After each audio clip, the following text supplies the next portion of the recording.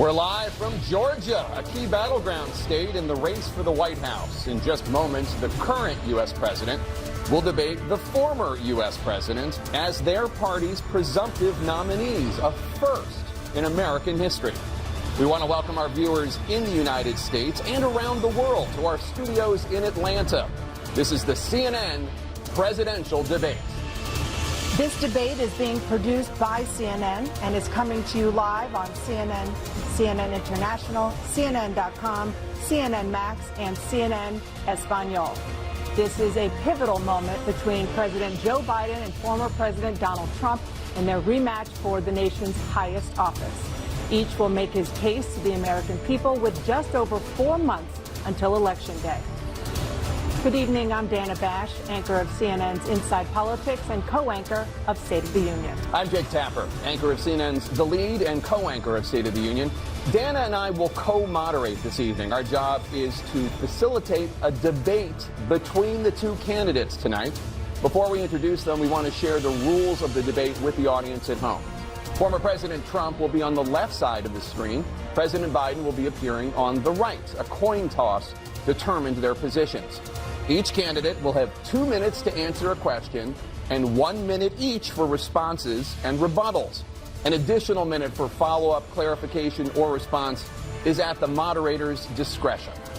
When it's time for a candidate to speak, his microphone will be turned on and his opponent's microphone will be turned off. Should a candidate interrupt when his microphone is muted, he will be difficult to understand for viewers at home. At the end of the debate, each candidate will get 2 minutes for closing statements. There is no studio audience tonight. Pre-written notes, props, or contact with campaign staff are not permitted during the debate. By accepting our invitation to debate, both candidates and their campaigns agreed to accept these rules. Now, please welcome the 46th President of the United States, Joe Biden. Folks, how are you?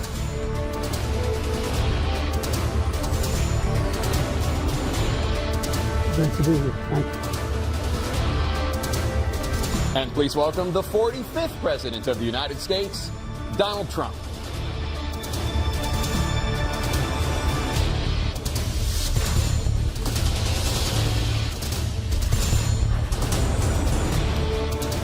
Gentlemen, thanks so much for being here. Let's begin the debate, and let's start with the issue that voters consistently say is their top concern, the economy. President Biden, inflation has slowed, but prices remain high. Since you took office, the price of essentials has increased. For example, a basket of groceries that cost $100 then now costs more than $120. And typical home prices have jumped more than 30%. What do you say to voters who feel they are worse off under your presidency than they were under President Trump?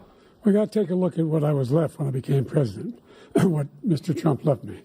We had an economy that was in free fall. The pandemic was so badly handled. Many people were dying. All he said was, it's not that serious. Just inject a little bleach into your arm. You'll be all right. The economy collapsed. There were no jobs. Unemployment rate rose to 15%. It was terrible. And so what we had to do is try to put things back together again. And that's exactly what we began to do. We created 15,000 new jobs. We brought out the position where we have 800,000 new manufacturing jobs. But there's more to be done. There's more to be done. Working class people are still in trouble. I come from Scranton, Pennsylvania. I come of a household where the kitchen table, if the things weren't able to be met during the month, it was a problem. Price of eggs, the price of gas, the price of housing, the price of a whole range of things. That's why I'm working so hard to make sure I deal with those problems. And we're going to make sure that we reduce the price of housing.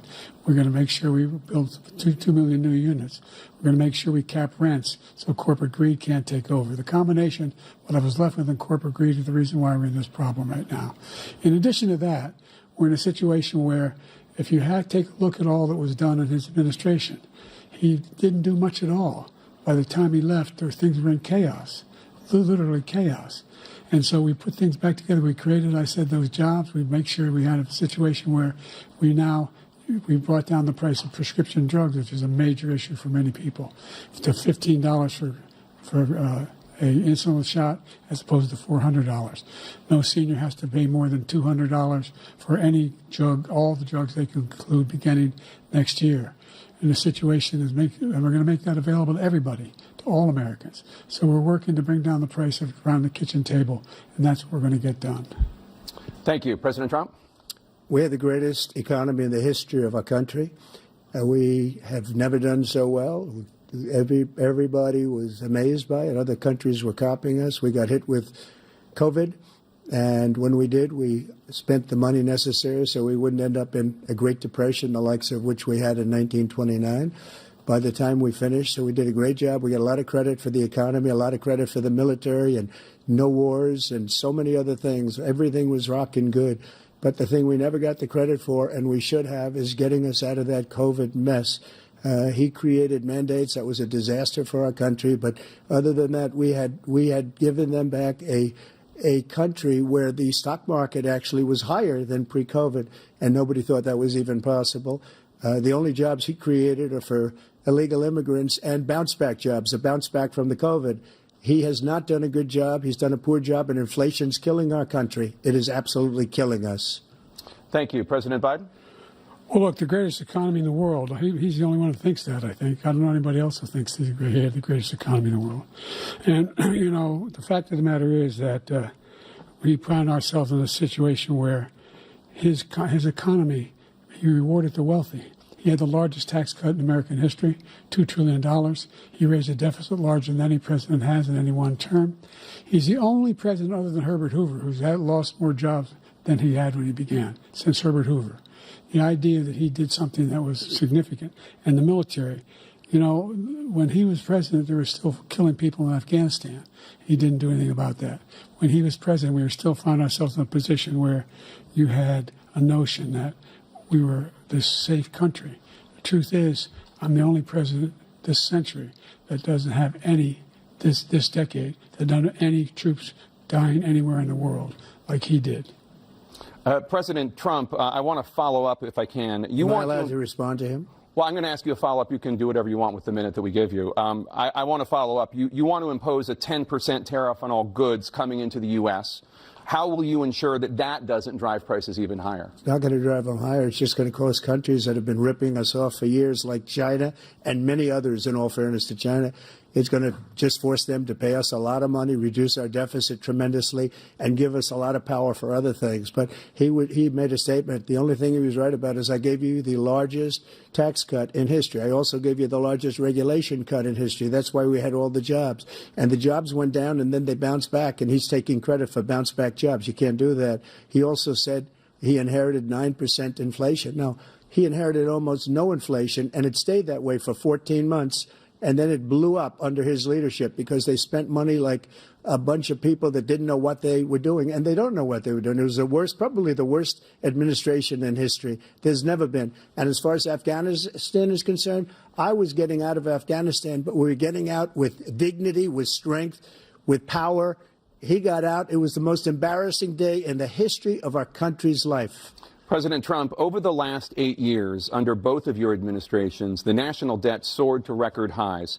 And according to a new nonpartisan analysis, President Trump, your administration approved $8.4 trillion in new debt, while so far, President Biden, you've approved $4.3 trillion in new debt. So, former President Trump, many of the tax cuts that you signed into law are set to expire next year. You want to extend them and go even further, you say. With the U.S. facing trillion-dollar deficits and record debt, why should top earners and corporations pay even less in taxes than they do now? Because the tax cuts spurred the greatest economy that we've ever seen just prior to COVID. And even after COVID, it was so strong that we were able to get through COVID much better than just about any other country. But we spurred, that tax spurred. Now, when we cut the taxes, as an example, the corporate tax was cut down to 21% from 39%, plus beyond that. We took in more revenue with much less tax, and companies were bringing back trillions of dollars back into our country. The country was going like never before, and we were ready to start paying down debt. We were ready to start using the liquid gold right under our feet, the oil and gas right under our feet. We were going to have something that nobody else has had. We got hit with COVID. We did a lot to fix it. I gave him an unbelievable situation with all of the therapeutics and all of the things that we came up with. We gave him something great. Remember, more people died under his administration, even though we had largely fixed it. More people died under his administration than our administration, and we were right in the middle of it, something which a lot of people don't like to talk about. But he had far more people dying in his administration. He did the mandate, which is a disaster, mandating it. The vaccine went out. He did a mandate on the vaccine, which is the thing that people most objected to about the vaccine. And he did a very poor job, just a very poor job. And I will tell you, not only poor there, but throughout the entire world, we're no longer respected as a country. They don't respect our leadership. They don't respect the United States anymore. We're like a third world nation between weaponization of his election, trying to go after his political opponent. All of the things he's done, we've become like a third world nation, and it's a shame. The damage he's done to our country, and I'd love to ask him, and will, why he allowed millions of people to come in here from prisons, jails, and mental institutions to come into our country and destroy our country. President Trump, we will get to immigration later in this block. President Biden, I want to give you an opportunity to respond to this question about the national debt. He had the largest national debt of any president in a 4-year period, number one. Number two, that $2 trillion tax cut benefited the very wealthy. What I'm going to do is fix the tax system. For example, we have 1,000 trillionaires in America. Billionaires in America. And what's happening? They're in a situation where they, in fact, pay 8.2% in taxes. If they just paid 24%, 25%, either one of those numbers, they'd raise $500 billion, I should say, in a 10-year period.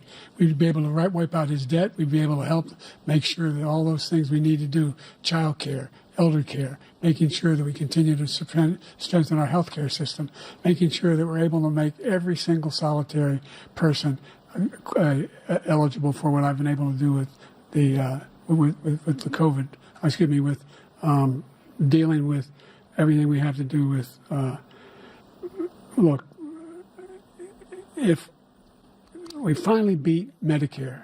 Thank you, President Biden. President Trump?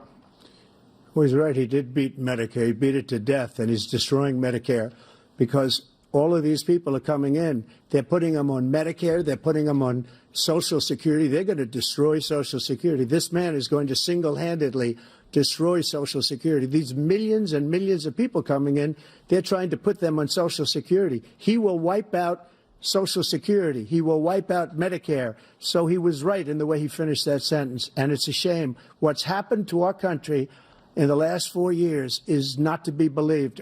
Foreign countries, I'm friends with a lot of people, they cannot believe what happened to the United States of America. We're no longer respected. They don't like us. We give them everything they want, and they think we're stupid. They think we're very stupid people.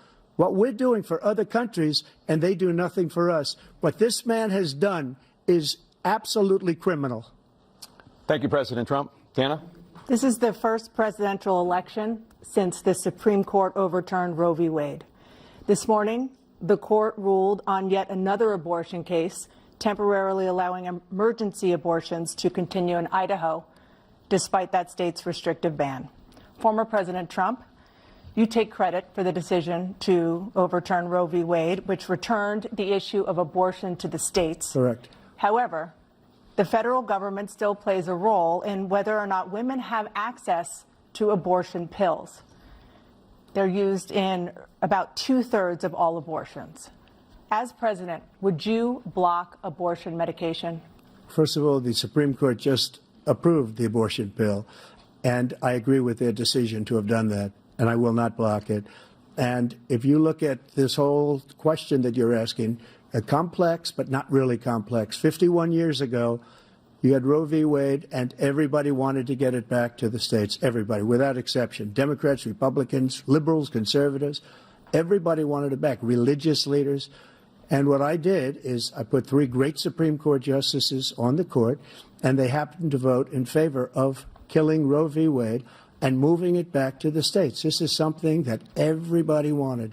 Now, 10 years ago or so, they started talking about how many weeks and how many this, getting into other things. But every legal scholar throughout the world, the most respected, wanted it brought back to the states. I did that. Now the states are working it out. If you look at Ohio, it was a decision that was an end result that was a little bit more liberal than you would have thought. Kansas, I would say the same thing. Texas is different. Florida is different. But they're all making their own decisions right now. And right now, the states control it. That's the vote of the people. Like Ronald Reagan, I believe in the exceptions. I am a person that believes. And frankly, I think it's important to believe in the exceptions. Some people, you have to follow your heart. Some people don't believe in that. But I believe in the exceptions for rape, incest, and the life of the mother. I think it's very important. Some people don't. Follow your heart. But you have to get elected also. And because that has to do with other things. You got to get elected.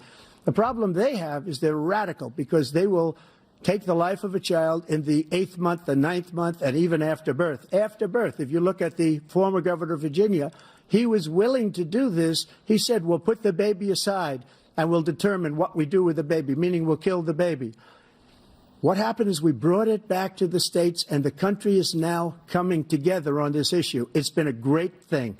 Thank you. President Biden? It's been a terrible thing, what you've done. The fact is that the vast majority of constitutional scholars supported Roe when it was decided. Supported Roe. And that's this idea that they're all against it is just ridiculous.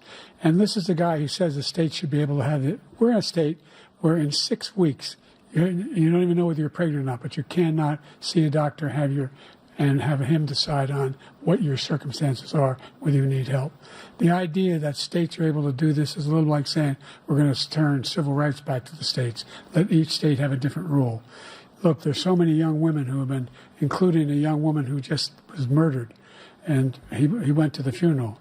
The idea that she was murdered by an immigrant coming in, they talk about that. But here's the deal. There's a lot of young women who are being raped by their in-laws, by their spouses, brothers and sisters, it's just ridiculous, and they can do nothing about it. And they try to arrest them when they cross state lines. Thank you. There have been many young women murdered by the same people he allows to come across our border. We have a border that's the most dangerous place anywhere in the world, considered the most dangerous place anywhere in the world. And he opened it up, and these killers are coming into our country, and they are raping and killing women. And it's a terrible thing. As far as the abortion is concerned, it is now back with the states. The states are voting. In many cases, it's frankly a very liberal decision. In many cases, it's the opposite. But they're voting, and it's bringing it back to the vote of the people, which is what everybody wanted, including the founders, if they knew about this issue, which, frankly, they didn't. But they would have, everybody wanted brought back. Ronald Reagan wanted it brought back. He wasn't able to get it. Everybody wanted it brought back, and many presidents had tried to get it back.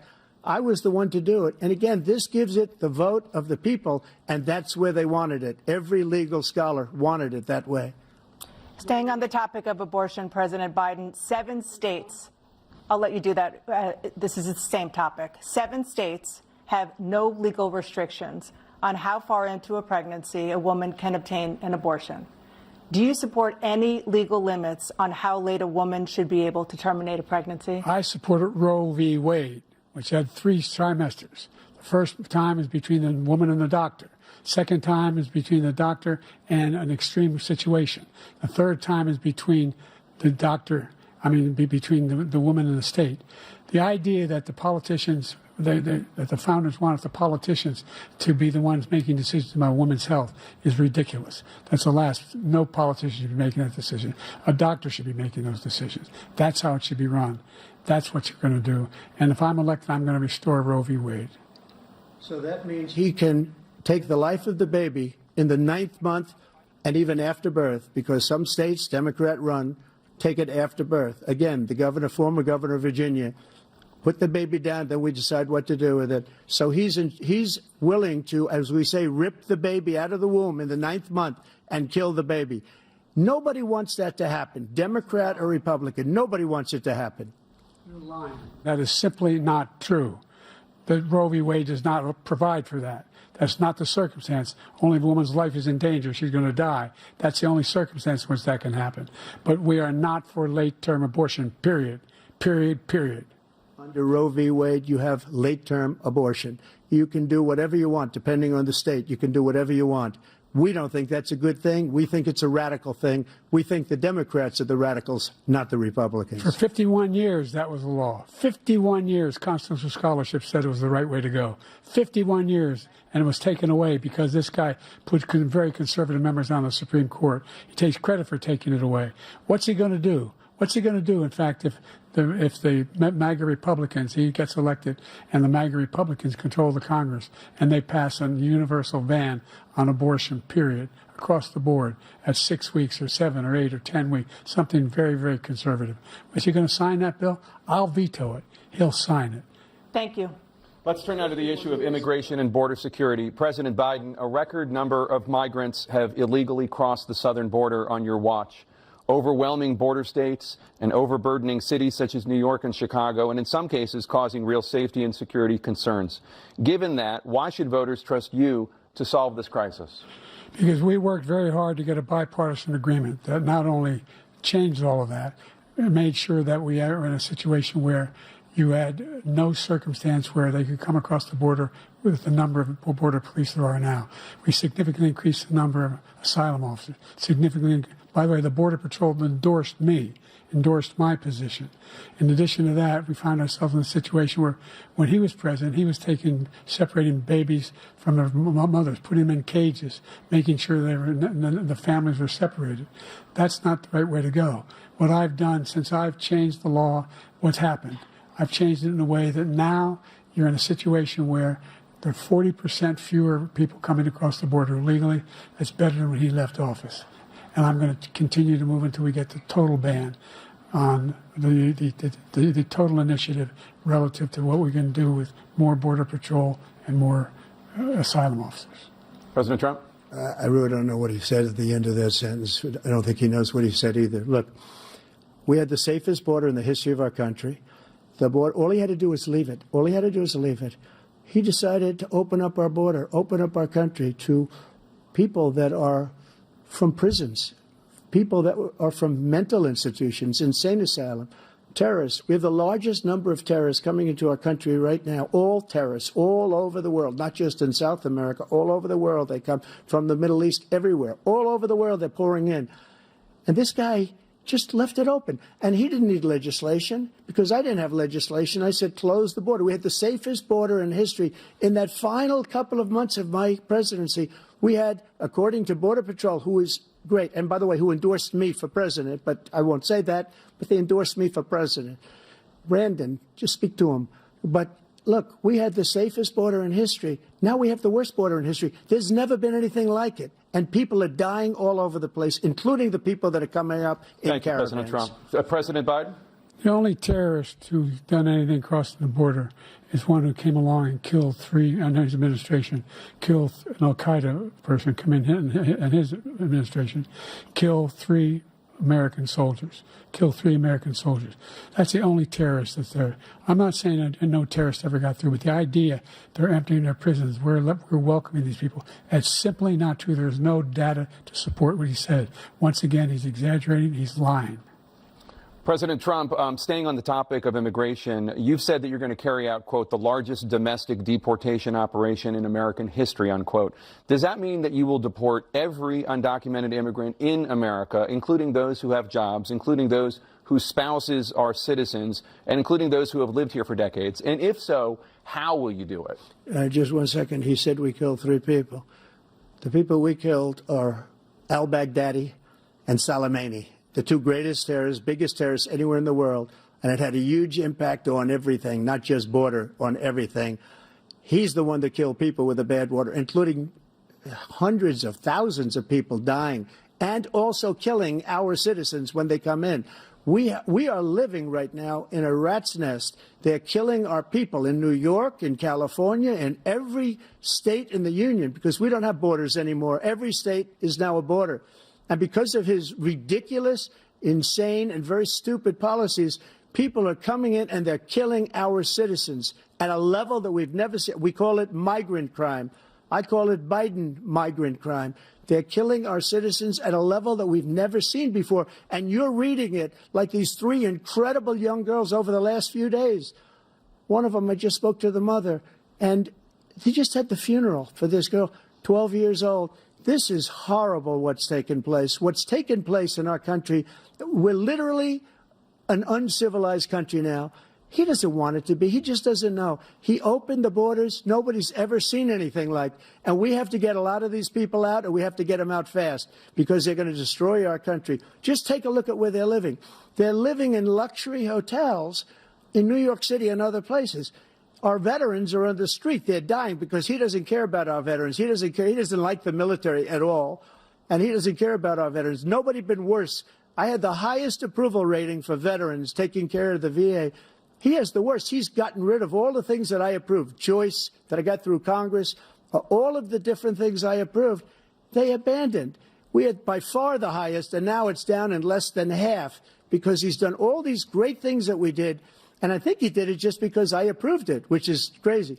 But he has killed so many people at our border by allowing all of these people to come in. And it's a very sad day in America. President Biden, you have the mic. Every single thing he said is a lie. Every single one. For example, veterans are a hell of a lot better off since I passed the PACT Act. 1 million of them now have insurance, and their families have it. Their families have it because what happened, whether it was Agent Orange or burn pits, they're all being covered now. And his group opposed that. We're also in a situation where we have great respect for veterans. My son spent a year in Iraq, living right next to one of those burn pits, came back with stage 4 glioblastoma. I was recently in France for D-Day, and I spoke all about those heroes that died. I went to the World War I cemetery he refused to go to. He was standing with his 4-star general, and he told me, he said, I don't want to go in there because they're a bunch of losers and suckers. My son was not a loser, was not a sucker. You're the sucker. You're the loser. President Trump? First of all, that was a made-up quote, suckers and losers. They made it up. It was in a third-rate magazine that's failing, like many of these magazines. He made that up. He put it in commercials. We've notified him. We had 19 people that said I didn't say it. And think of this. Who would say I'm at a cemetery or I'm talking about our veterans? Because nobody's taken better care. I'm so glad this came up, and he brought it up. There's nobody that's taken better care of our soldiers than I have. To think that I would, in front of generals and others, say suckers and losers. We have 19 people that said it was never said by me. It was made up by him, just like Russia was made up, just like the 51 intelligence agents are made up, just like the new thing with the 16 economists are talking. It's the same thing. 51 intelligence agents said that the laptop was Russia disinformation. It wasn't. That came from his son, Hunter. It wasn't Russia disinformation. He made up the suckers and losers, so he should apologize to me right now. 4-star general standing to your side who was on your staff who said you said it, period. That's number one. And number two, the idea that I have to apologize to you for anything along the line. We've done more for veterans than any president has in American history. And they now are in their family. The only sacred obligation we have as a country is to care for our veterans when they come home and their families and equip them when they go to war. That's what we're doing. That's what the VA is doing now. They're doing more for veterans than ever before in our history. All right. Thank you so much. Let's move to the topic of foreign policy. I want to begin with Russia's war against Ukraine, which is now in its third year. Former President Trump, Russian President Vladimir Putin says he'll only end this war if Russia keeps the Ukrainian territory it has already claimed and Ukraine abandons its bid to join NATO. Are Putin's terms acceptable to you? First of all, our veterans and our soldiers can't stand this guy. They can't stand him. They think he's the worst commander-in-chief, if that's what you call him, that we've ever had. They can't stand him. So let's get that straight. And they like me more than just about any of them. And that's based on every single bit of information. As far as Russia and Ukraine, if we had a real president, the president that knew, that was respected by Putin, he would have never invaded Ukraine. A lot of people are dead right now, much more than people know. You know, they talk about numbers. You can double those numbers, maybe triple those numbers. He did nothing to stop it. In fact, I think he encouraged Russia from going in. I'll tell you what happened. He was so bad with Afghanistan. It was such a horrible embarrassment, most embarrassing moment in the history of our country, that when Putin watched that and he saw the incompetence, that he should have fired those generals, like I fired the one that you mentioned, and so he's got no love lost. But he should have fired those generals. No general got fired for the most embarrassing moment in the history of our country, Afghanistan, where we left billions of dollars of equipment behind. We lost 13 beautiful soldiers, and 38 soldiers were obliterated. And by the way, we left people behind, too. We left American citizens behind. When Putin saw that, he said, you know what? I think we're going to go in and maybe take this was his dream. I talked to him about it, his dream. The difference is he never would have invaded Ukraine. Never. Just like Israel would have never been invaded in a million years by Hamas. You know why? Because Iran was broke with me. I wouldn't let anybody do business with them. They ran out of money. They were broke. They had no money for Hamas. They had no money for anything. No money for terror. That's why you had no terror at all during my administration. This place, the whole world is blowing up under him. President Biden? I've never heard so much malarkey in my whole life. Look, the fact of the matter is that we're in a situation where, let's take the last point first. Iran attacked American troops, caused brain damage for a number of these troops, and he did nothing about it. Recently, not when he was president. They attacked. He said they're just having headaches. That's all it is. He didn't do a thing when the attack took place, number one. Number two, we got over 100,000 Americans and others out of Afghanistan during that airlift. Number three, we found ourselves in a situation where, if you take a look at what Trump did in Ukraine, this guy told Trump, do whatever you want, and do whatever you want. And that's exactly what Trump did to Putin, encourage him, do whatever you want. And he went in. And listen to what he said when he went in. He was going to take Kyiv in 5 days, remember? Because it's part of the old Soviet Union. That's what he wanted to reestablish, Kyiv. And he, in fact, didn't do it at all. He wasn't able to get it done. And they've lost thousands and thousands of troops, 500,000 troops. President Trump, I never come back said to you that. For 1 minute, I just want to go back to my original question, which is, are Putin's terms acceptable to you? Keeping the territory in Ukraine? Acceptable. No, they're not acceptable. But look, this is a war that never should have started. If we had a leader in this war, he led everybody along. He's given $200 billion now or more to Ukraine. He's given $200 billion. That's a lot of money. I don't think there's ever been anything like it. Every time that Zelensky comes to this country, he walks away with $60 billion. He's the greatest salesman ever. And I'm not knocking him. I'm not knocking anything. I'm only saying the money that we're spending on this war, and we shouldn't be spending, it should have never happened. I will have that war settled between Putin and Zelensky as president-elect before I take office on January 20th. I'll have that war settled. People being killed so needlessly, so stupidly, and I will get it settled, and I'll get it settled fast before I take office. President Biden, you have a minute. The fact is that Putin is a war criminal. He's killed thousands and thousands of people. And he has made one thing clear. He wants to reestablish what was part of the Soviet Empire, not just a piece. He wants all of Ukraine. That's what he wants. And then do you think he'll stop there? Do you think he'll stop when if he takes Ukraine? What do you think happens to Poland? What do you think of Belarus? What do you think happens to those NATO countries?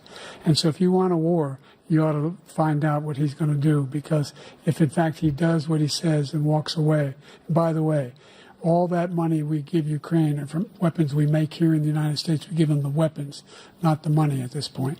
And our NATO allies have produced as much funding for Ukraine as we have. That's why we're strong. Thank you. Moving on to the Middle East. In October, Hamas attacked Israel, killing more than 1,000 people and taking hundreds of hostages.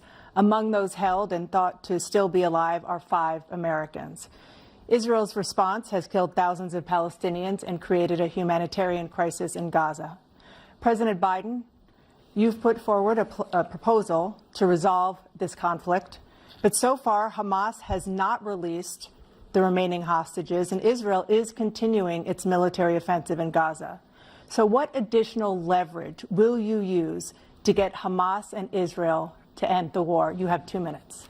Number one, everyone from the United Nations Security Council straight through to the G7 to the Israelis and Netanyahu himself have endorsed the plan I put forward. Which has 3 stages to it. The first stage is trade the hostages for a ceasefire.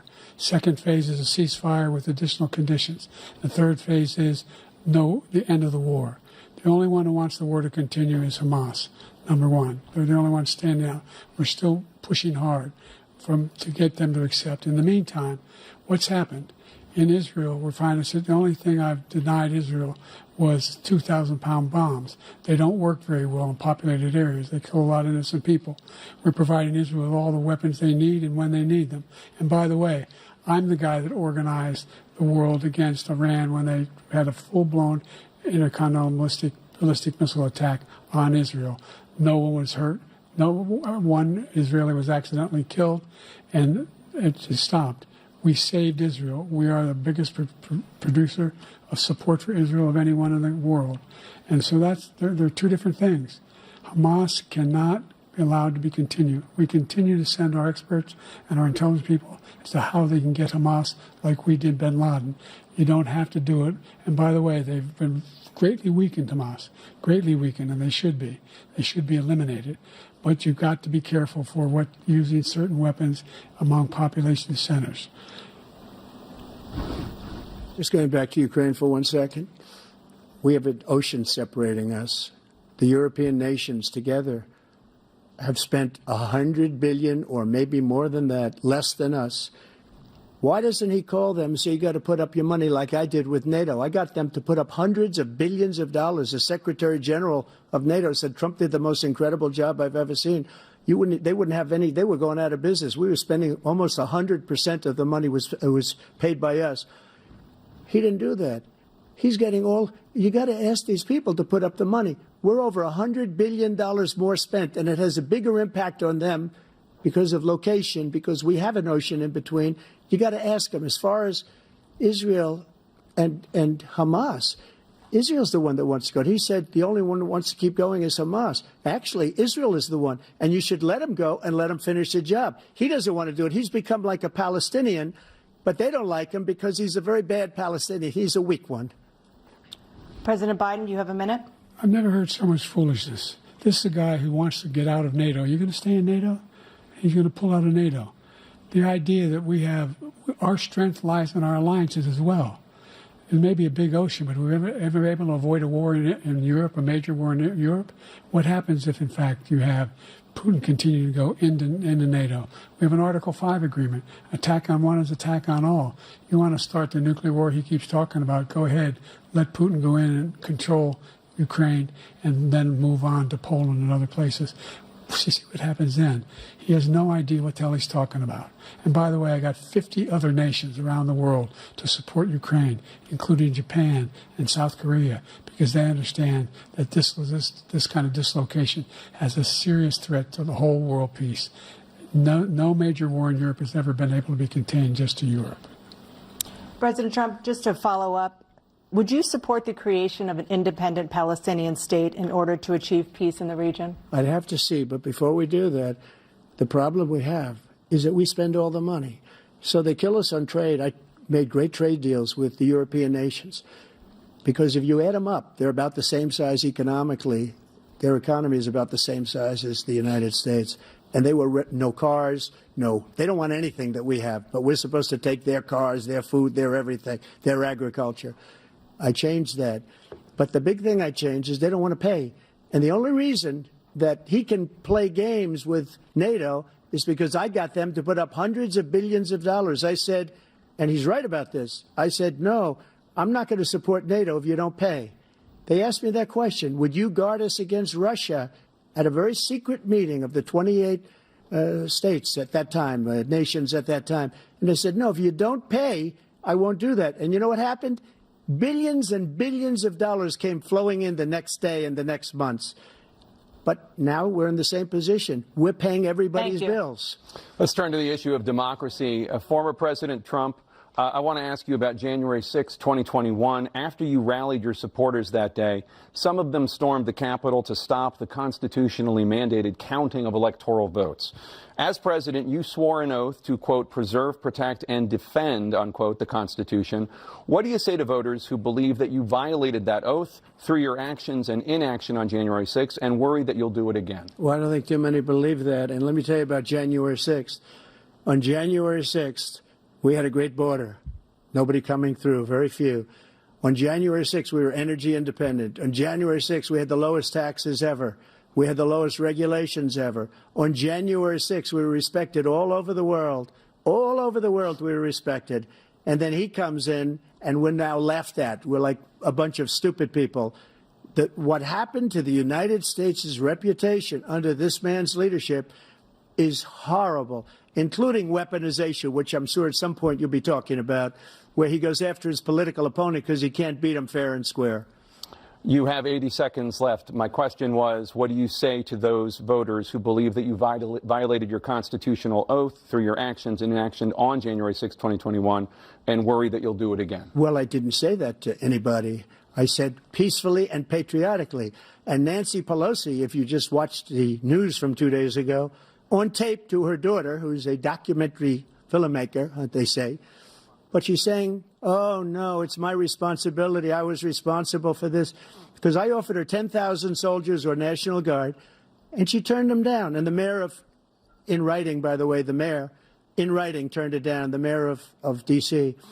They turned it down. I offered 10,000 because I could see, I had virtually nothing to do. They asked me to go make a speech. I could see what was happening. Everybody was saying they're going to be there on January 6th. They're going to be there. And I said, you know what? There's a lot of people coming. You could feel it. You could feel it, too, and you could feel it. And I said, they ought to have some National Guard or whatever. And I offered it to her. And she now admits that she turned it down. And it was the same day she was, I don't know, she can't be very happy with her daughter because it made her into a liar. She said, I take full responsibility for January 6th. President Biden? Look, he encouraged those folks to go up on Capitol Hill, number one.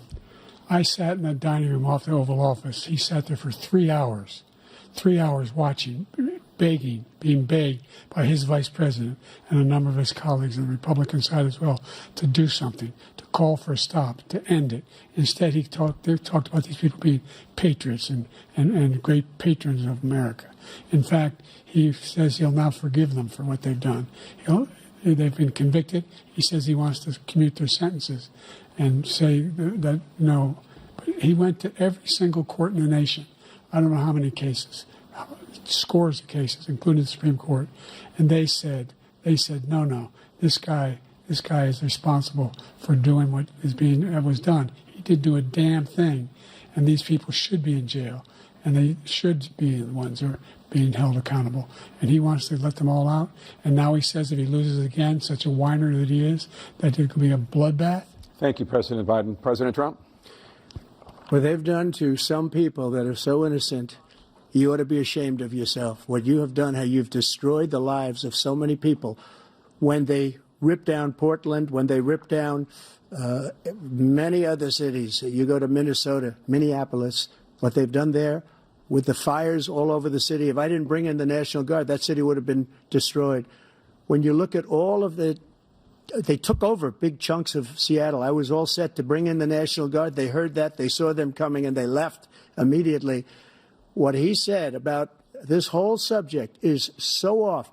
Peacefully patriotic. One other thing.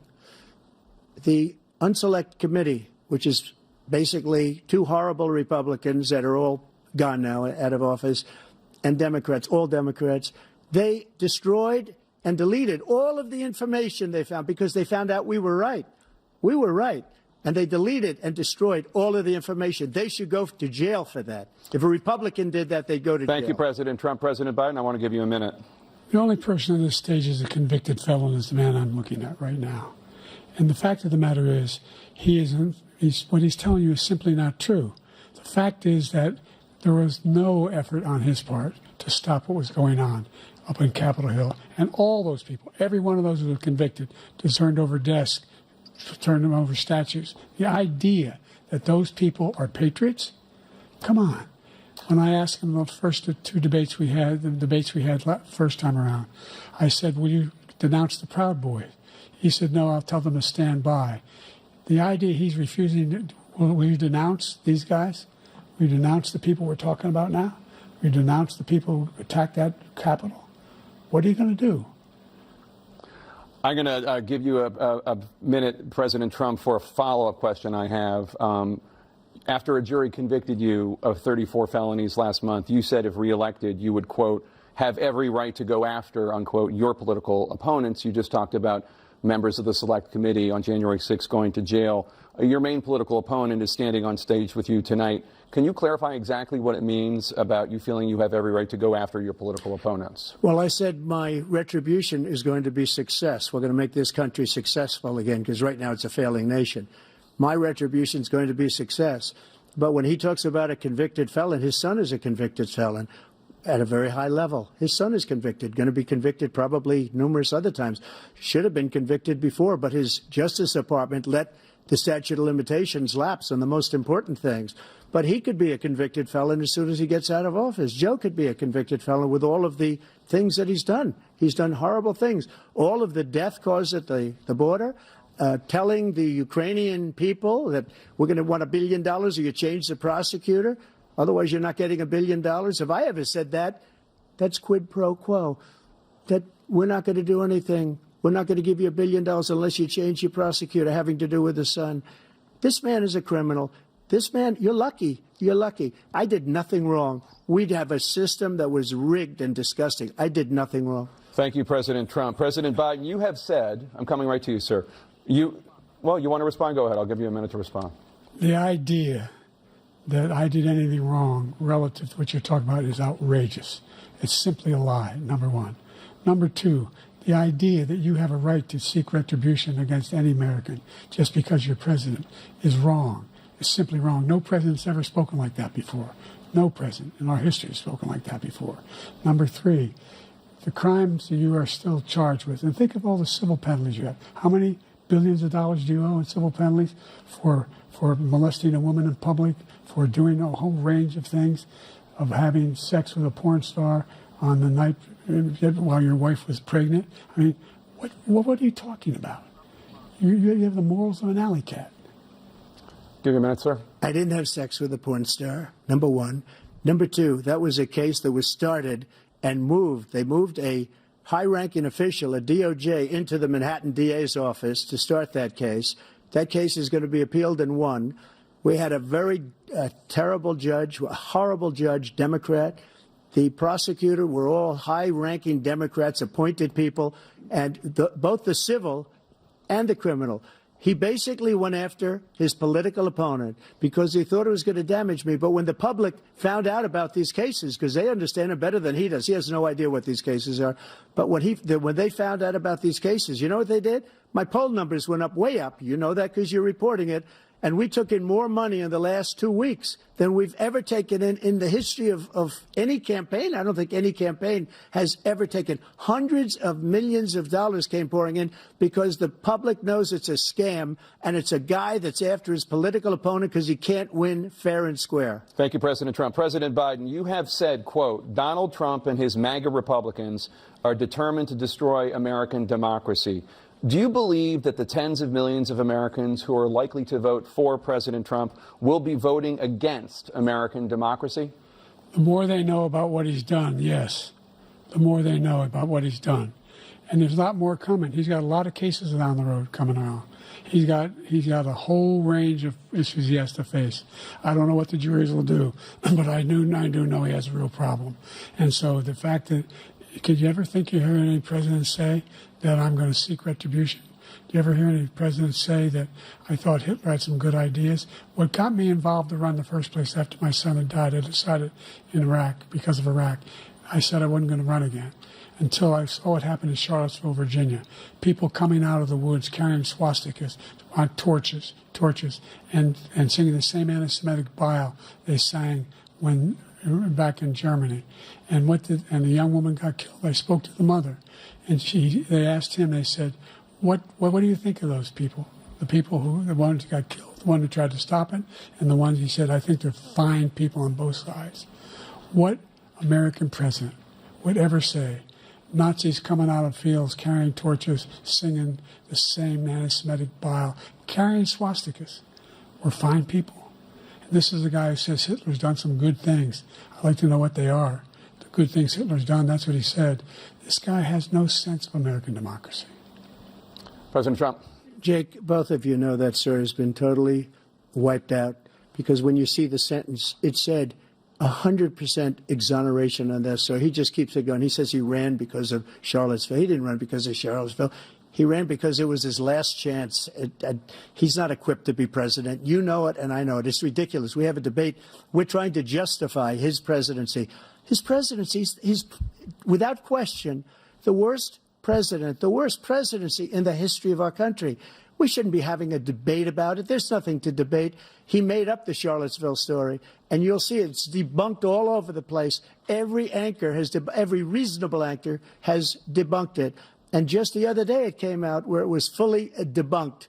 It's a nonsense story. He knows that, and he didn't run because of Charlottesville. He used that as an excuse to run. President Biden? And debunked. It happened. All you have to do is listen to what was said at the time. And the idea that somehow that's the only reason I ran because I was worried a guy like this guy could get elected. If he thought they were good people coming out of that forest, carrying those woods, carrying those torches, then he didn't deserve to be president. Didn't deserve to be president at all. And the idea that he's talking about all this being fabricated, we saw with our own eyes. We saw what happened on January 6th. We saw the people breaking through the windows. We saw people occupying his own vice president. Look, there's a reason why 40 of his 44 top cabinet officers refused to endorse him this time. His vice president hasn't endorsed him this time. So why? Why? They know him well. They serve with him. Why are they not endorsing him? Thank you, President Biden. We're going to be right back with more from the CNN presidential debate.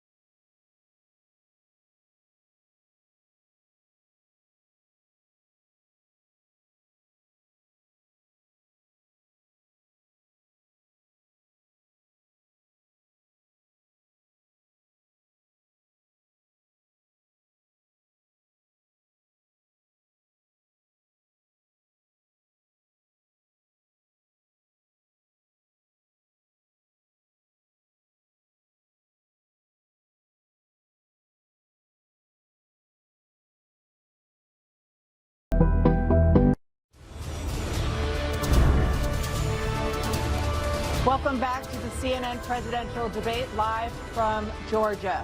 Let's talk about persistent challenges you both faced in your first terms and you'd certainly face again in a second term.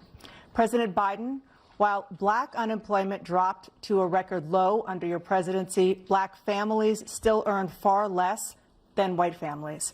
Black mothers are still 3 times more likely to die from pregnancy-related causes, and black Americans are imprisoned at 5 times the rate of white Americans. What do you say to black voters who are disappointed that you haven't made more progress?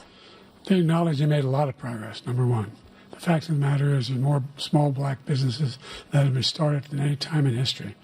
Number two, the wages of black unemployment is the lowest level it's been in a long, long time. Number three, we're providing housing for black Americans and dealing with the segregation that exists among these corporations that collude to keep people out of their houses.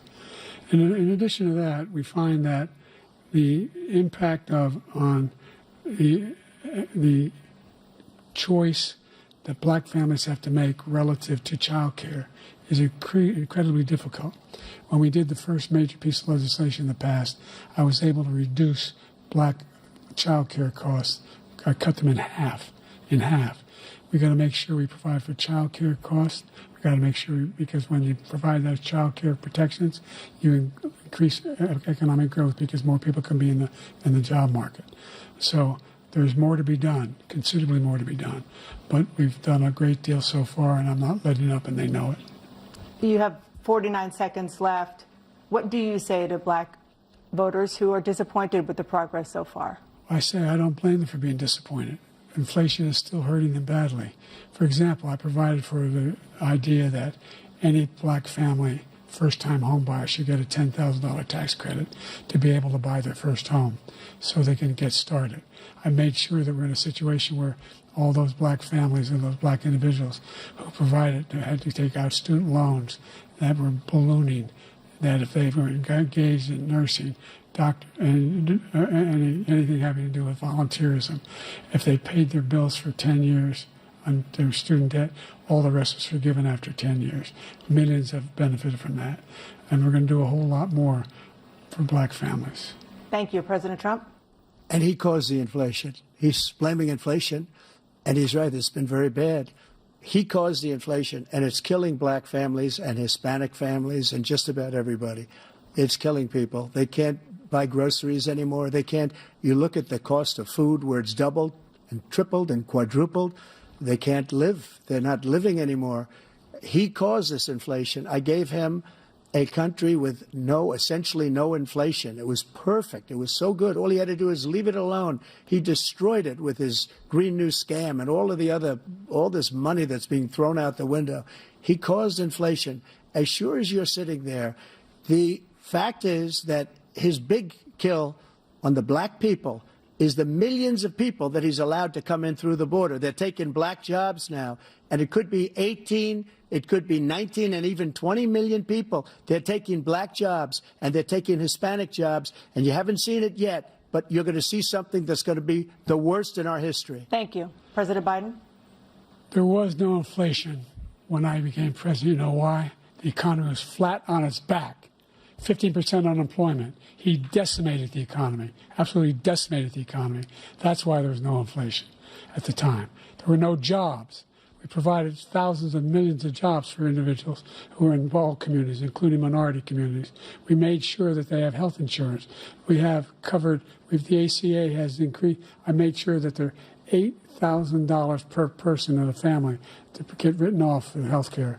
But this guy wants to eliminate that. They tried 50 times. He wants to get rid of the ACA again, and they're going to try again if they win. You find ourselves in a position where the idea that we're not doing any, we put more police on the street than any administration has. He wants to cut the cops. We're providing for equity and making sure people have a shot to make it. There's a lot going on.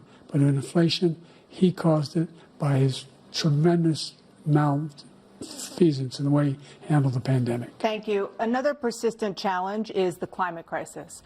2023 was the hottest year in recorded history, and communities across The country are confronting the devastating effects of extreme heat, intensifying wildfires, stronger hurricanes, and rising sea levels. Former President Trump, you've vowed to end your opponent's climate initiatives, but will you take any action as president to slow the climate crisis? Well, let me just go back to what he said about the police, how close the police are to him. Almost every police group in the nation from every state is supporting Donald J. Trump. Almost every police group. And what he's done to the black population is horrible, including the fact that for 10 years he called them super predators. We can't, in the 1990s, we can't forget that. Super predators was his name, and he called it to them for 10, and they've taken great offense at it, and now they see it happening. But when they see what I did for criminal justice reform and for the historically black colleges and universities, where I funded them and got them all funded, and the opportunity zones with Tim, as you know, Tim Scott was incredible. He did a great job, great senator from South Carolina. He came to me with the idea, and it was a great idea. It's one of the most successful economic development acts ever in the country, opportunity zones.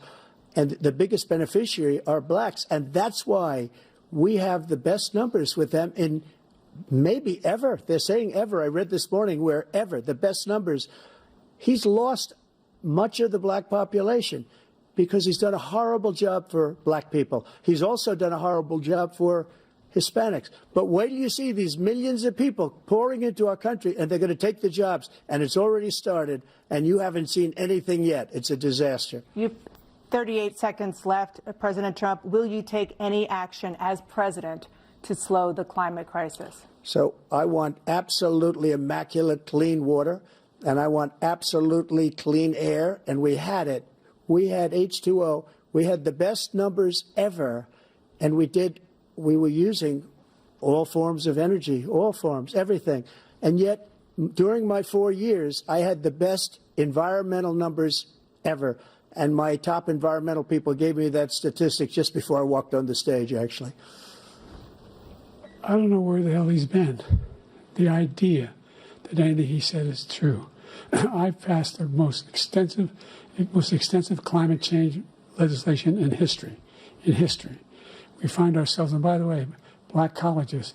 I came up with $15 billion for HBCUs, historic black universities and colleges, because they don't have those. They don't have the kind of contributors that they have to build these laboratories and the like. Any black student is capable in college of doing what any white student can do. They just don't have the money. But now they'll be able to get those jobs in high tech. We're in a situation where the idea that he is claiming to have done something that had the cleanest water, he hadn't done a damn thing for the environment. He pulled out of the Paris Peace Accord, Climate Accord. I immediately joined it because if we reach 1.5 degrees Celsius at any one point, there's no way back. The only existential threat to humanity is climate change, and he didn't do a damn thing about it. He must undo all that I've done. The Paris Accord was going to cost us $1 trillion, and China nothing, and Russia nothing, and India nothing. It was a ripoff of the United States. And I ended it because I didn't want to waste that money because they treat us horribly. We were the only ones. It was costing us money. Nobody else was paying into it. And it was a disaster. But everything that he said just now, I'll give you an example. I heard him say before insulin. I'm the one that got the insulin down for the seniors. I took care of the seniors. What he's doing is destroying all of our medical programs because the migrants coming in, they want everybody. And look, I have the biggest heart on the stage. I guarantee you that. And I want to take care of people. But we're destroying our country. They're taking over our schools, our hospitals, and they're going to be taking over Social Security. He is destroying Social Security, Medicare, and Medicaid. The idea is that we, in fact, we were the only ones of consequence who were not members of the Paris Accord. How can we do anything? We're not able to, the United States can't get its pollution under control. One of the largest polluters in the world, number one. We're making significant progress. By 2035, we will have cut pollution in half. We have made significant progress, and we're continuing to make progress. We set up a climate corps for thousands of young people who will learn how to deal with climate, just like the Peace Corps. And we're moving in directions that are going to significantly change the elements of cause of pollution. But the idea that he claims that he has the biggest heart up here and he's really concerned about pollution and about climate. I've not seen any indication of that. And by the way, with regard to prescription drugs, one company agreed that they would reduce the price to $35, which I was calling for, one, voluntarily. I made sure every company in the world, every pharmaceutical company, cannot have to pay. Thank you. And by the way, so every day, millions of Americans struggle just to make ends meet. For many older Americans, Social Security provides a critical lifeline. President Biden, if nothing is done to Social Security, seniors will see their benefits cut in just over 10 years. Will you name tonight one specific step that you're willing to take to keep Social Security solvent? yes, make the very wealthy begin to pay their fair share. Right now, everybody making under $170,000 pays 6% of their income, of their paycheck, every single time they get a paycheck from the time of the first one they get when they're 18 years old. The idea that they're going to, I've been proposing that everybody, the millionaires pay 1%.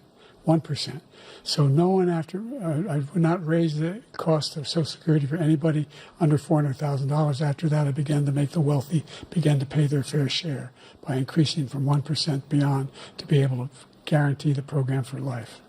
So you still have 82 seconds left. Are there any other measures that you think that would be able to help keep Social Security solvent, or is that one enough? Well, no, that one enough will keep it solvent. But the biggest thing will do it if we defeat this man, because he wants to get rid of Social Security. He thinks there's plenty to cut in Social Security. He's wanting to cut Social Security and Medicare both times. And and if you look at the program put forward by the House Republican caucus that I believe supports, is in fact want to cut it as well. The idea that we don't need to protect our seniors is ridiculous. And by the way, the American public has greater health care coverage today than ever before. And on the ACA, as I said, you're in a circumstance where 400,000 people, 40 million people would not have insurance because they have a pre-existing condition. The only thing that allows them to have that insurance is the fact that they, in fact, are part of the ACA. And by the way, the other thing is, we're in a situation where I talk about education for black communities. I've raised the amount of money for Pell Grants by another $8,000. So anybody making under $70,000 a year is going to be able to get $15,000 toward their tuition. He just doesn't know what he's talking about. Thank you, President Biden. President Trump. So I've dealt with politicians all my life. I've been on this side of the equation for the last 8 years. I've never seen anybody lie like this guy. He lies. I've never seen it. He can look you in the face. About so many other things, too. And we mentioned the laptop. We mentioned Russia, Ukraine. Everything he does is a lie. It's misinformation and disinformation. The losers and suckers story that he made up is a total lie on the military. It's a disgrace. But Social Security, he's destroying it because millions of people are pouring into our country, and they're putting them onto Social Security. They're putting them onto Medicare, Medicaid. They're putting them in our hospitals. They're taking the place of our citizens. What they're doing to the VA, to our veterans, is unbelievable. Our veterans are living in the street, and these people are living in luxury hotels. He doesn't know what he's doing, and it's really coming back. I've never seen such anger in our country before. President Biden? The idea that veterans are not being taken care of, I told you before. And by the way, when I said suckers and losers, he acknowledged after that he fired that general. That general got fired because he's the one that acknowledged that that's what he said. He was the one standing with Trump when he said it, number one. Number two, the idea that we're going to be in a situation where all these millions and millions, the way he talks about it, illegal aliens are coming into the country and taking away our jobs. There's a reason why we have the fastest growing economy in the world, the reason why we have the most successful economy in the world. We're doing better than any other nation in the world. And by the way, those 15 Nobel laureates he talked about being phony, those 15 Nobel laureates, economists, they all said that if Trump is reelected, we're likely to have a recession and inflation is going to increasingly go up. And by the way, worst president in history, 159 presidential scholars voted him the worst president in the history of the United States of America.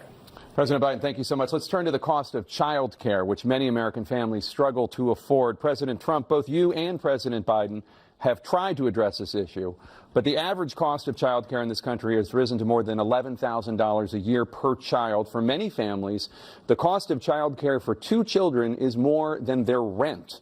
In your second term, what would you do to make child care more affordable? Just to go back, the general got fired because he was no good. And if he said that, that's why he made it up. But we have 19 people that said I didn't say it, and they're very highly respected, much more so than him. The other thing is, he doesn't fire people.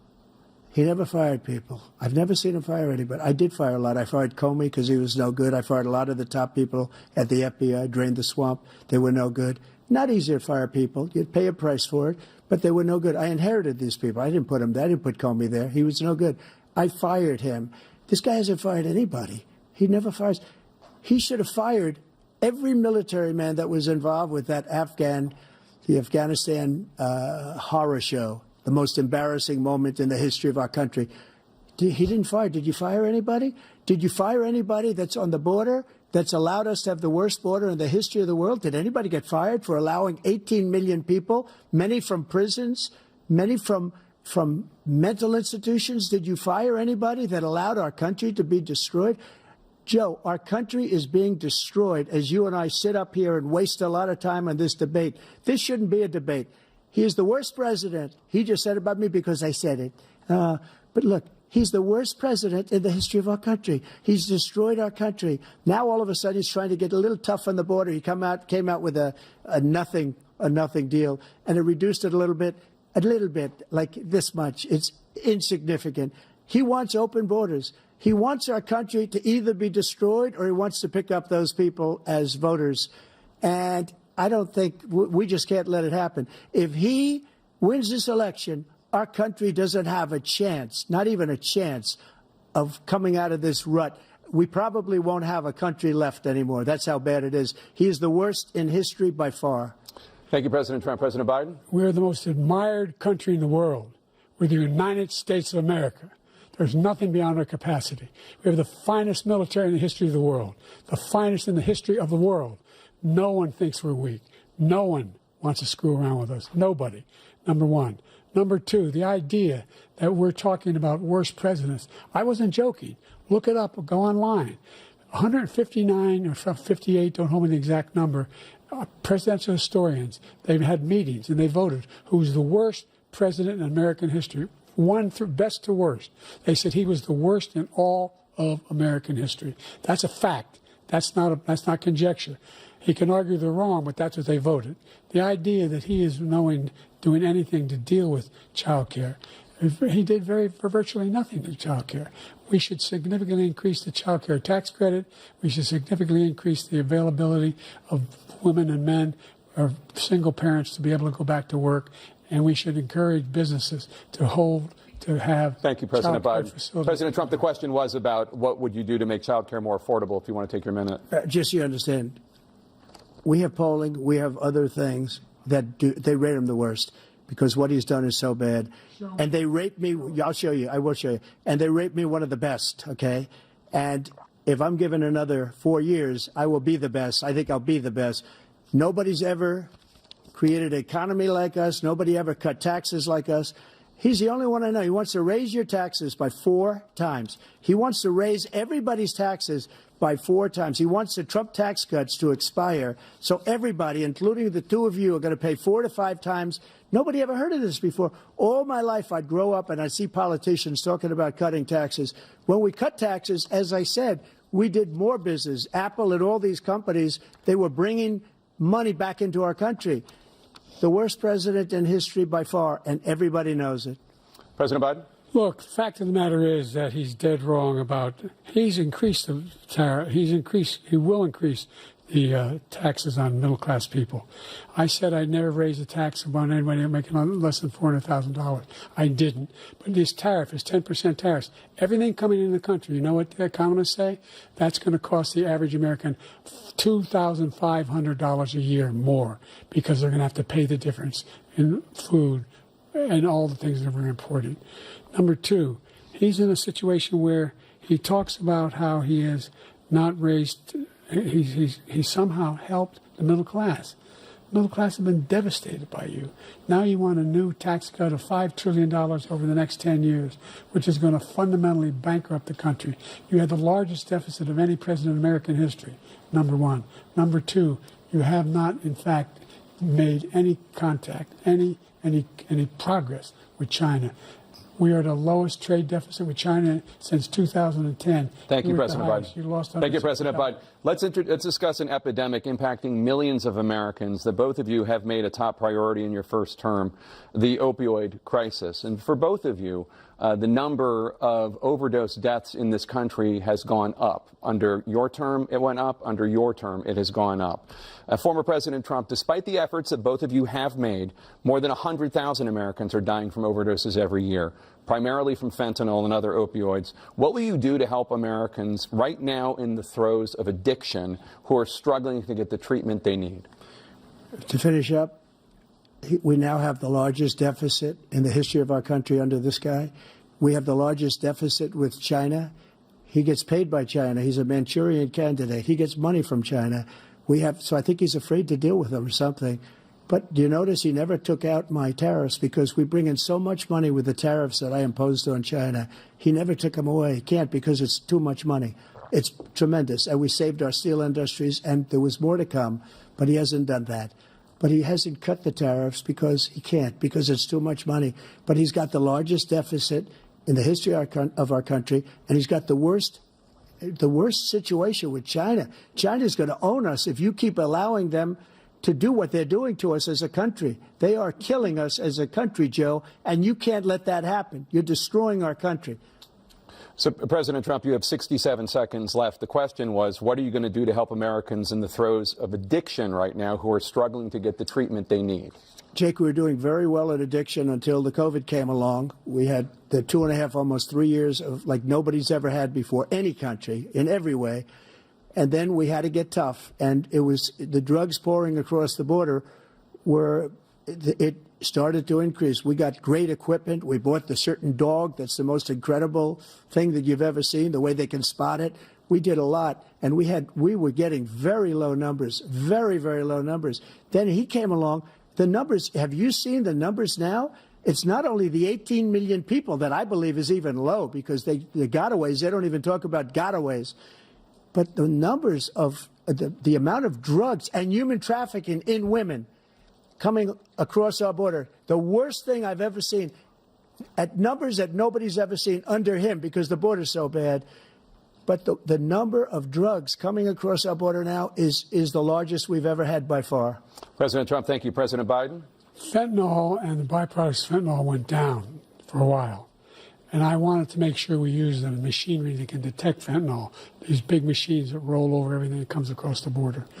And it costs a lot of money. That was part of this deal we put together, this bipartisan deal. More fentanyl machines, more be able to detect drugs, more numbers of agents, more numbers of all the people at the border. And when we had that deal done, he called his Republican colleagues and said, don't do it. It's going to hurt me politically. No, he never argued it's not a good bill. It's a really good bill. We need those machines. We need those machines. And we're coming down very hard in every country in Asia in terms of precursors for fentanyl. And Mexico is working with us to make sure they don't have the technology to be able to put it together. That's what we have to do. We need those machines. Thank you, President Biden. President Trump, and again, the question is about Americans in the throes of addiction right now struggling to get the treatment they need. Well, because this does pertain to it. He ended Remain in Mexico. He ended catch and release. I made it catch and release in Mexico, not catch and release here. We had so many things that we had done, hard negotiations with Mexico, and I got it all for nothing.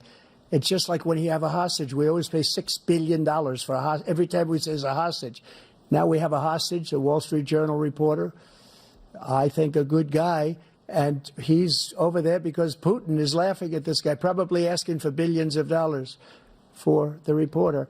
I will have him out very quickly as soon as I take office. Before I take office, I said by literally as soon as I win the election, I will have that reporter out. He should have had him out a long time ago, but Putin's probably asking for billions and billions of dollars because this guy pays it every time.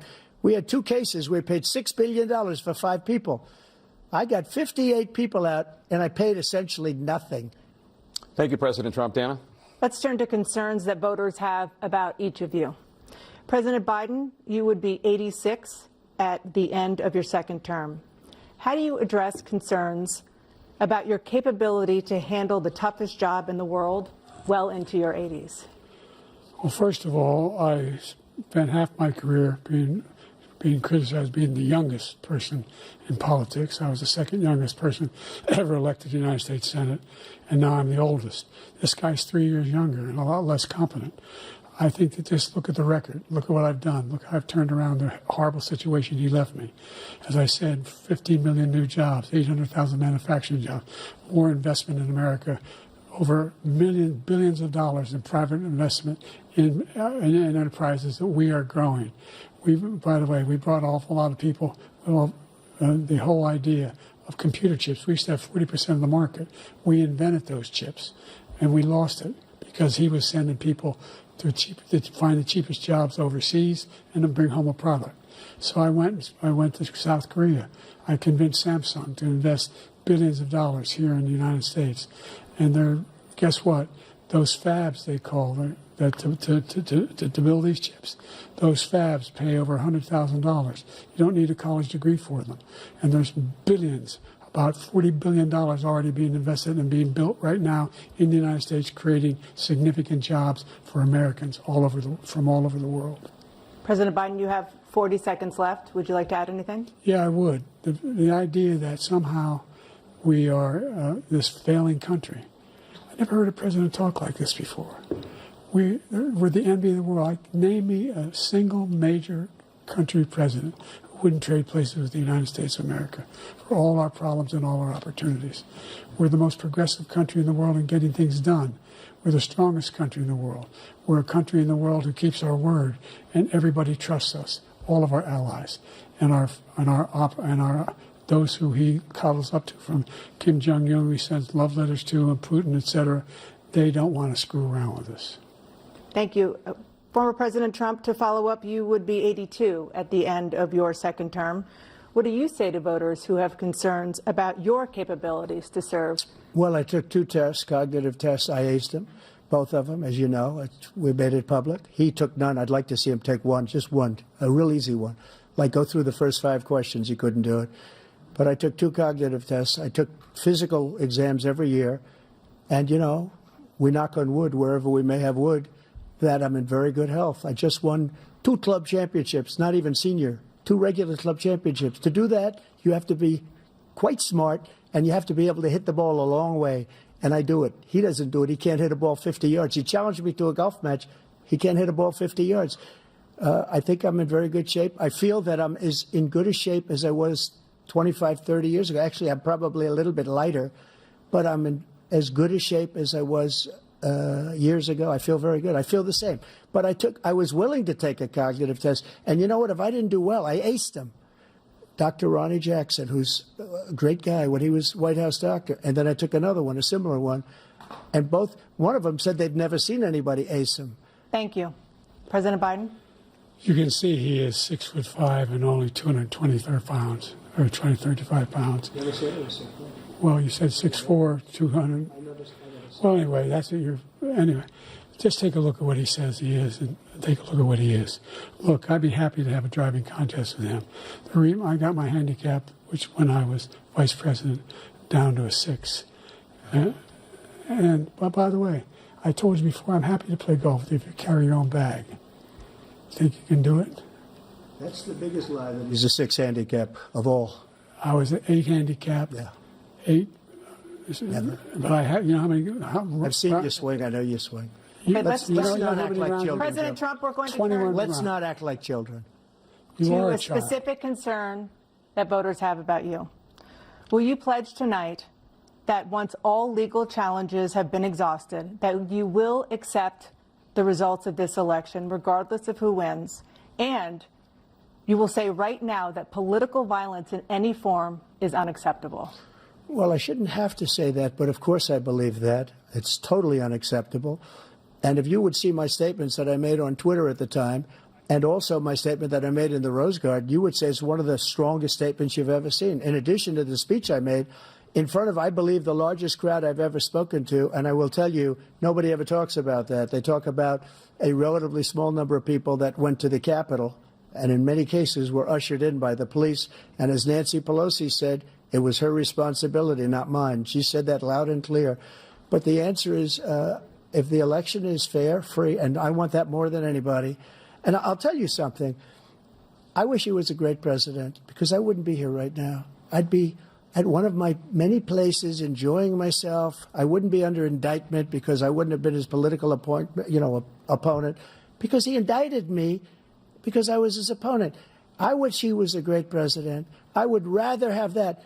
I wouldn't be here. I don't mind being here. But the only reason I'm here is he's so bad as a president that I'm going to make America great again. We're going to make America great again. We're a failing nation right now. We're a seriously failing nation. And we're a failing nation because of him. His policies are so bad. His military policies are insane.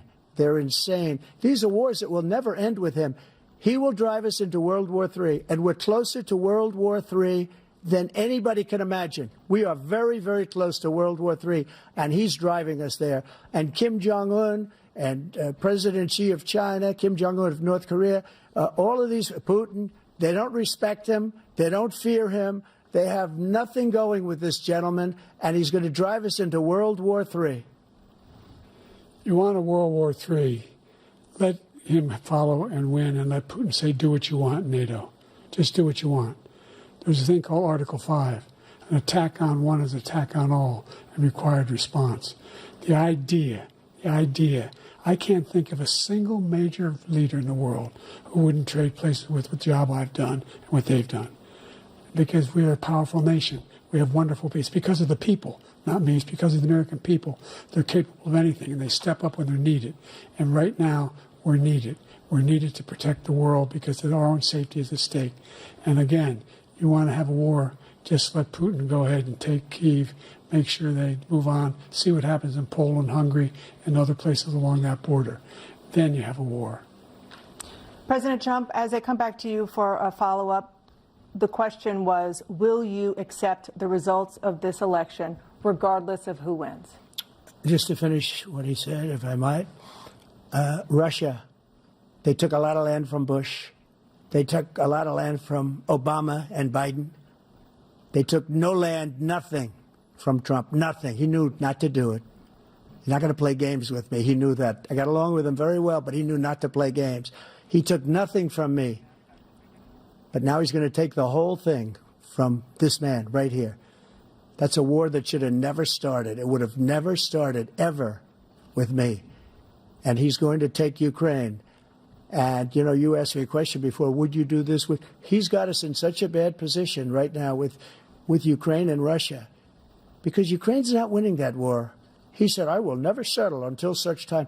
They're running out of people. They're running out of soldiers. They've lost so many people. It's so sad. They've lost so many people, and they've lost those gorgeous cities with the golden domes that are 1,000 years old, all because of him and stupid decisions. Russia would have never attacked. President Trump, the question was, will you accept the results of the election, regardless of who wins? Yes or no, please.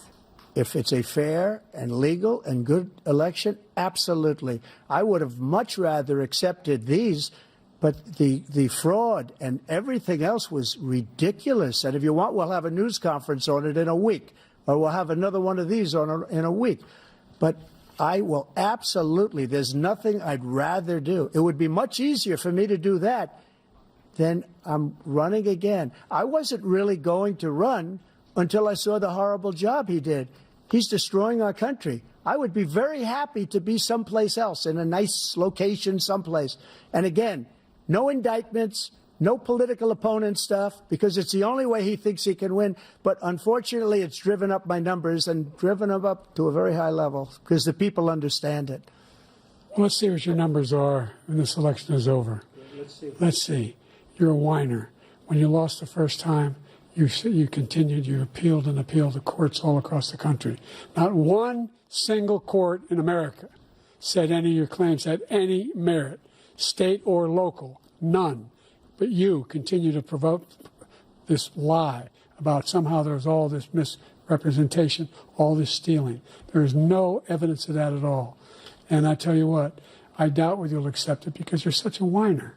The idea, if you lose again, you accepting anything, you can't stand the loss. Something snapped in you when you lost the last time. We'll be right back with more from the CNN presidential debate, live from Georgia.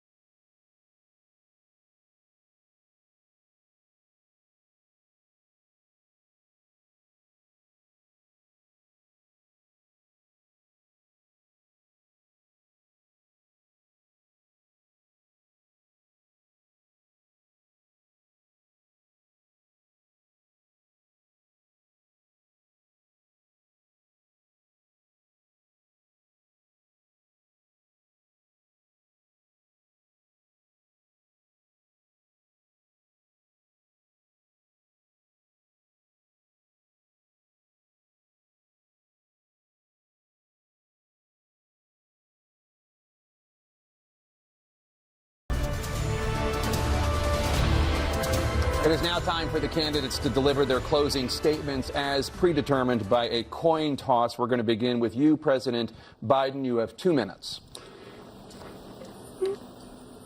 We've made significant progress from the debacle that was left by President Trump in his last term.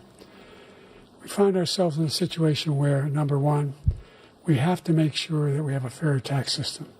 I ask anyone out there in the audience or anyone out watching this debate, do you think the tax system is fair? The fact is that I said nobody even making under $400,000 had a single penny increase in their taxes and will not. And if I'm reelected, that'll be the case again. But This guy has increased your taxes because of the deficit, number one. He's increased inflation because of the debacle he left after the way he handled the pandemic. And he finds himself in a position where he now wants to tax you more by putting a 10% tariff on everything that comes into the United States of America.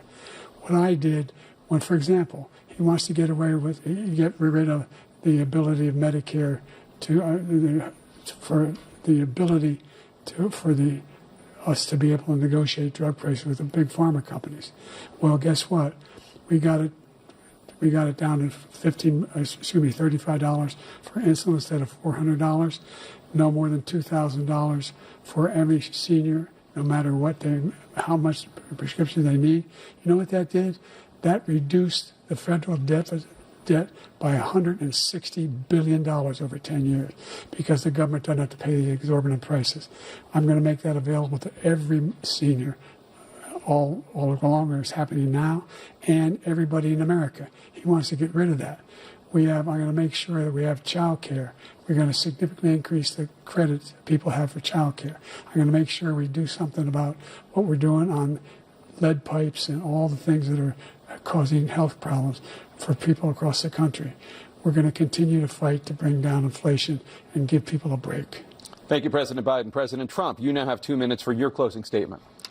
Like so many politicians, this man is just a complainer.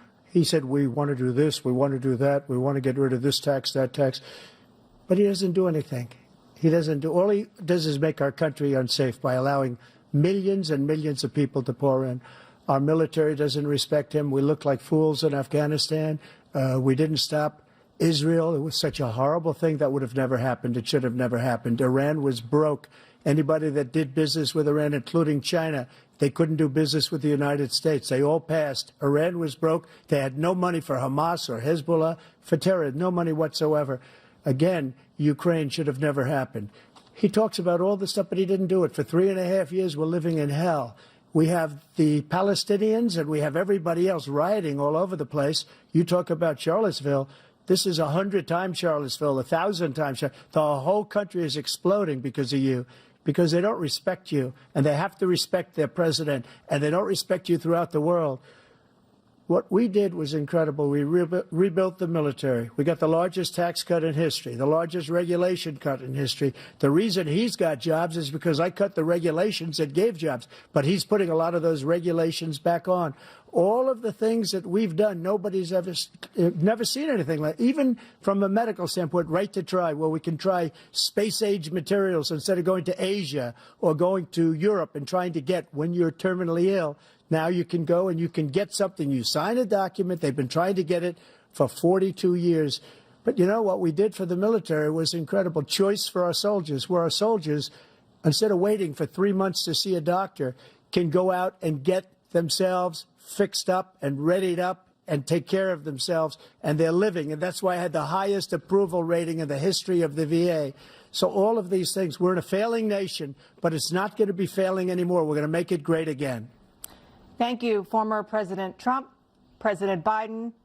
Stay with us because we have full analysis of this debate. Anderson Cooper and Aaron Burnett starts now on CNN.